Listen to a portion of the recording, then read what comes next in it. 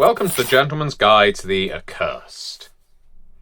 Is there anything truly so terrifying as a man convinced of his own righteousness and future glory? I would struggle to find something quite as intimidating, especially when that individual is an outcast, possessed of outcast powers. These fallen angels are already convinced that they were betrayed. After all, they wouldn't be walking among us if they hadn't been so. And the feeling that your own people have abandoned you, it can break you, or it can galvanize you.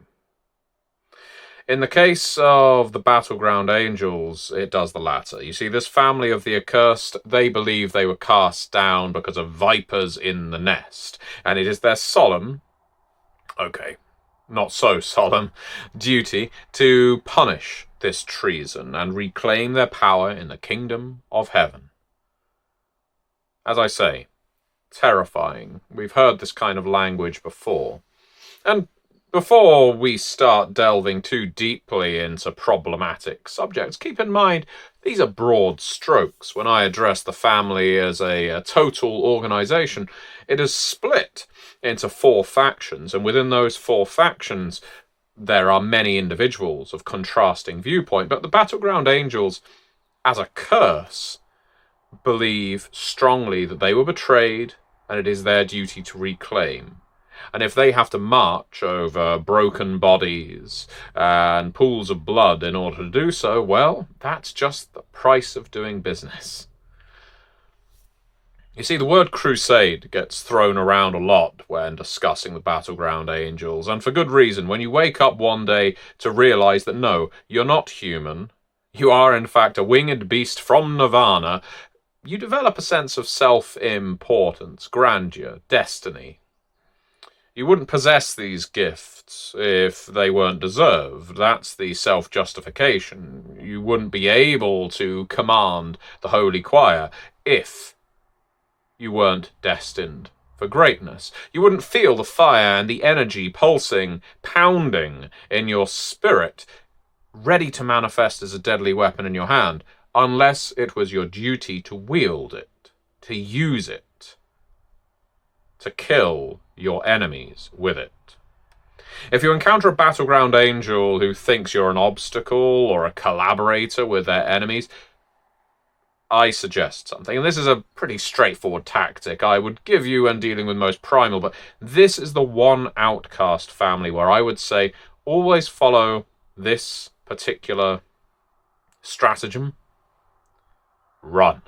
Make as much distance as you can between you and the Battleground Angel, ideally with magic, if you can, because fighting one of these things one of these people, I should say, is, well, like throwing yourself into the gears of a combine.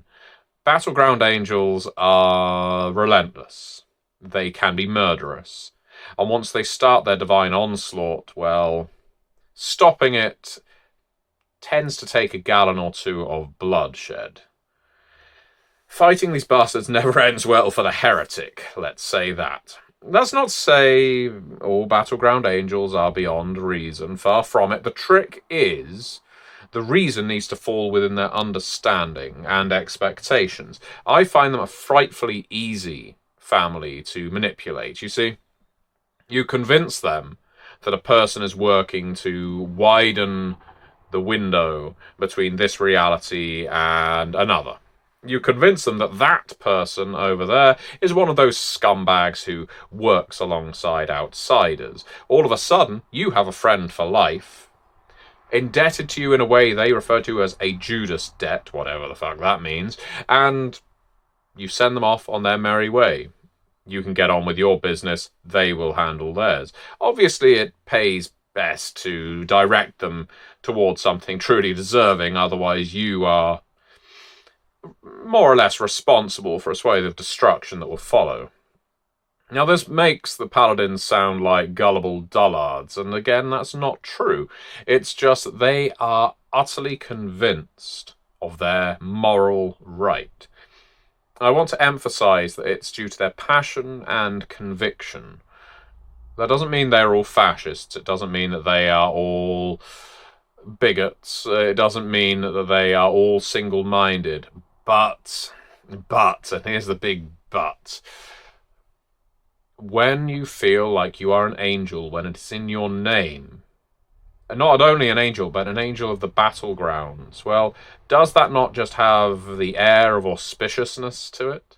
More so than a name like a Reeve, or a Shade, or, indeed, a Sphinx. You find this trend within many of the Outcast families. They have these ostentatious names that lead to ostentatious beginnings. The Battleground Angels, they attribute a great deal of their personality to their name. They are angels, therefore they are divine. They are of the battleground, therefore it is their duty to fight. But as I say, they have 4 factions, and so not all of them are fighters. And if tales are to be believed, more than one founder. Here's where things get mucky. You see, the Battleground Angels do not have a clear linear origin of their damnation. In fact, I think you would find it a struggle to discover what that damnation even was or is, and I'll get onto that in a moment. But the 4 factions trace their origins to the archangels: Raphael, Gabriel, Michael, Uriel. And these watchtower angels were their forefathers and responsible for the curse that cast their descendants into this world, to walk among we rabble. If that all sounds a little fantastical, bear with me. You see, while I've never found a trace of Raphael, Michael, or Uriel, there is a Gabriel walking among the outcasts today, walking among all of the accursed. I have tried to research this figure, a mysterious character, but quite influential behind the scenes. This is a figure of great reputation, and I am interested to find out whether this Gabriel is the Gabriel, or just happens to share his name. Now, of the 4 factions, Gabriel's children tend to be diplomats and philosophers. Raphaelites are healers, community workers. Uriel's clutch keep the Battleground Angels focused on their sworn task. You might think of them as a conscience. That's certainly how they describe themselves. I think of them more like an Inquisition. Yes, sometimes they will offer their fellow outcasts a carrot, but more often it's a flaming stick. And then we have the Michaelites, or Michaelites, as I have heard them referred to many a time. You see, you've probably met them before. This is where we get our most common picture of the Battleground Angels forming in our mind. They are the most numerous, most militant with it. Cross a Michaelite, and it probably means you have been skewered or dismembered. What grave sin did they commit to be cast down, to become outcast? And I refer you again to what I said. It's harder to say than perhaps with most any other outcast family. You see, the Battleground Angels will claim they did nothing, that they are not damned, that they are not cursed. That, you would look at one outcast family and they were cursed, they would say, for reaching for immortality when it was not their due. Another will say they made a deal with some ancient devil or djinn. The Battleground Angels? No. Their denial is extreme. They claim to have never sinned, to have never earned their curse. Their belief is ardent. They were wronged. They were victims. And they will butcher the traitors who put them here. Again, it feeds into that, you could call it fanatical impulse. On the subject of liminalities, because the Battleground Angels treasure them, liminalities are incredibly important to this family. They are among the most capable investigators and explorers of these spaces. They have to be, because they believe it's through liminalities that corruption seeps into the world. And, well, they wish to stave it off. If they cannot return to heaven, they will make this world heaven. But they can only do that by shutting the gates to hell. Believe me, there are many accursed of this family who voluntarily enter liminalities to never leave because they would rather exist in that between state of exile and home than live permanently in exile. But the majority either reject the heavens entirely and work to close off all apertures, or they believe in cleansing these spaces to make them fit for other accursed, but most specifically their family. They'll lead a pest control team of outcasts and other accursed into a shattered space or interstitial zone just to ensure no outsiders can emerge from it again, before establishing the place as a loophole, a neutral ground for other accursed to gather. Most of the loopholes that exist in our world were discovered, cleansed, and ultimately maintained by the Battleground Angels. So before you start calling every single one of them a militant fascist, remember, the Battleground Angels are the people who create our safe zones. Yes, it does add a layer of complexity to things, doesn't it? When you sometimes have to defer to the police. On that note, don't be surprised when you find out a Battleground Angel is a landlord, is security, and a monitor of strange locales around your city. They enjoy the myth that they're all heavenly soldiers, but a lot of soldiering involves shutting up and waiting. They can spend hours, days, weeks, and so on watching a space or a person for signs of anomaly. They monitor to make sure this individual is on the up and up. They watch to make sure there's nothing being spat out of this liminal space. They grow obsessed, violently so. I know of one Battleground Angel, Sherman's his last name. He's a paramedic these days, but when he was younger, he was a soldier, a legitimate bona fide soldier, fighting on the front of the Great War. He's one of these outcasts who hasn't aged since discovering he was an outcast, and he accepted beforehand that he was more or less human. Now he is in the thrall of his own divinity. He's an interesting fellow.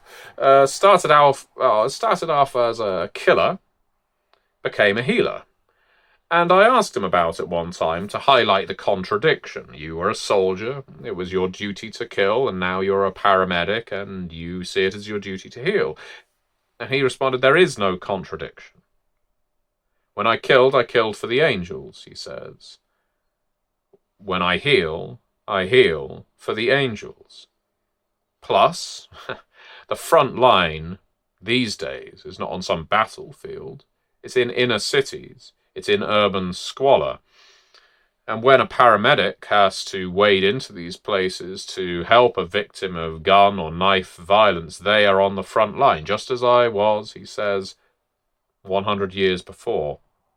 Treating gunshot wounds, treating knife attacks.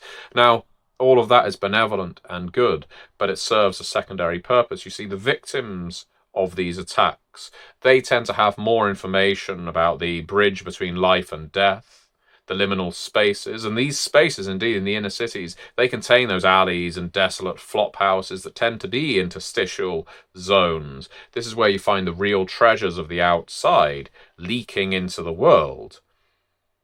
So, maybe it's just that the battleground that the Battleground Angels fight in has moved. They never rest. Not this family. They never stop. They can't. They won't allow it. You see, they have a mission. I don't think there's a win condition attached. And so they will continue fighting. And they will continue, well, punishing those who cast them out.